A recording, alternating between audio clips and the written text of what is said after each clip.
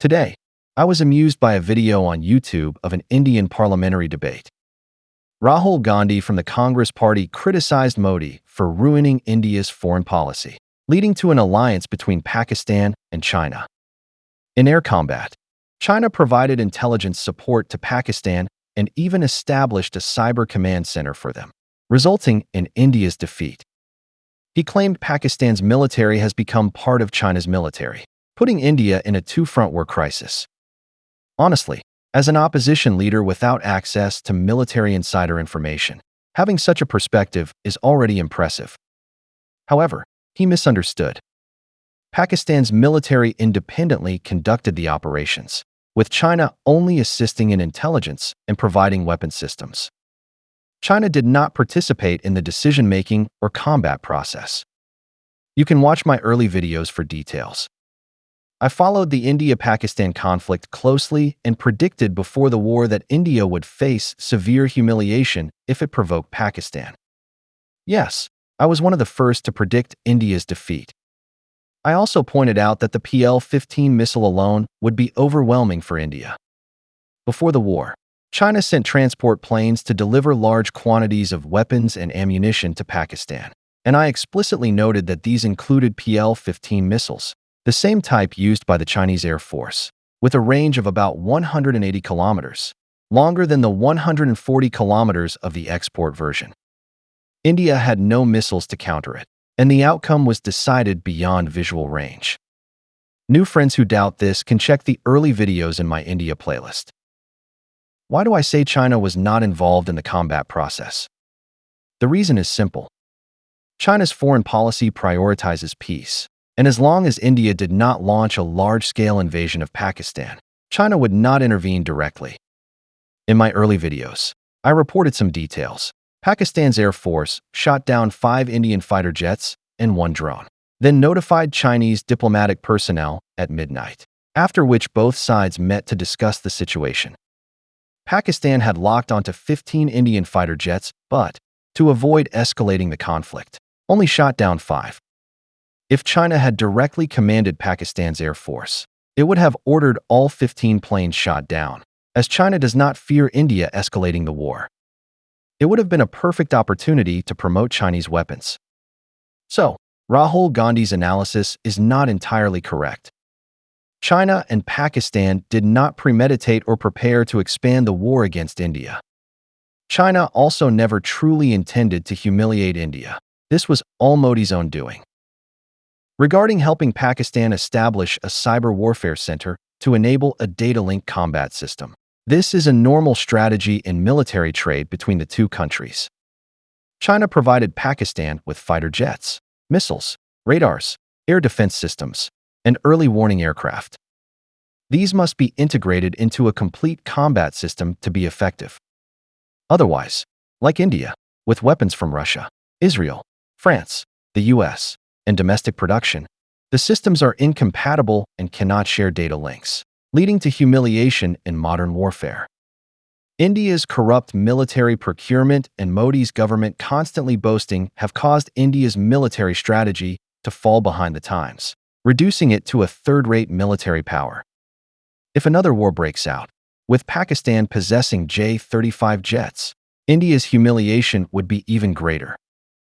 The French are quite unlucky, to be honest. The Rafale fighter jet's performance has been battle-tested, and it has a good reputation abroad, being one of Europe's star military products. If French pilots operated the jets, they would not have been crushed one-sidedly. It would have been a fair fight. The international reputation that many companies built over a decade was ruined by India in just a few hours. Russia is even unluckier. The planes exported to India keep crashing in alarming numbers, becoming a global laughingstock every year. In this air battle, Su-30 and MiG-29 jets were also shot down, making it harder for Russia to export fighters in the future. That's why I say the US would not easily sell F-35 jets to India without attaching many conditions, or Lockheed Martin's brand would also be tarnished by India. Rahul Gandhi's accusation that Modi destroyed India's foreign policy is very accurate. After Modi came to power, he leaned toward the West, distanced himself from Russia, and antagonized China. But after serving as the West's watchdog for over a decade, India has not truly integrated into the West and has been treated as a mere guard dog. After Trump returned to the White House, he not only humiliated Modi on various occasions, but also imposed tariffs on Indian products, threatening India to open its agricultural and other markets, stop buying Russian and Iranian oil, and purchase U.S. energy products instead. Trump also threatened Google and Microsoft not to hire Indians, prohibited Apple from moving production to India, and planned to reform the H-1B visa program to limit Indian immigration, as Indians occupy most of the slots. Modi's blind boasting and confrontation with China led to China implementing policies to discipline India. Beyond defeating Indian border troops and releasing photos and videos to humiliate Modi, the Chinese government banned companies from investing in India, prohibited technology transfers to India, and restricted exports of sensitive components, industrial machinery, rare earths, urea, and pharmaceutical raw materials. The rare earth restrictions alone put India in a state of shock. India not only missed out on RCEP, the world's largest free trade organization, but also missed the last chance for industrialization, becoming an economic island. India lags far behind ASEAN, Mexico, and Brazil in industrialization and has essentially lost its chance to industrialize. Trump's assessment of India is correct. It is heading toward collapse. I know that Prime Minister Singh of the Congress Party laid the foundation for India's successful market reforms, making India a target for various powers to woo. However, this mild-mannered Sikh-led government was attacked by Modi for corruption. Yet, after Modi's election, his collusion with tycoons like Adani and Ambani was even more egregious, with corruption worsening. More importantly, Modi only knows how to boast and has no understanding of economic development. He revised the GDP calculation method twice, including cow and sheep dung in the GDP, making India's economic figures look good. But India has not truly progressed. On the contrary, the foundation laid by Singh has been completely destroyed by Modi in 10 years. Rahul Gandhi's approach follows the traditional elite governance model of the Congress Party, which has significant flaws.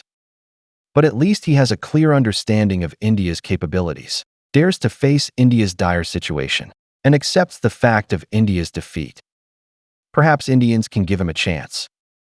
Jai Hind.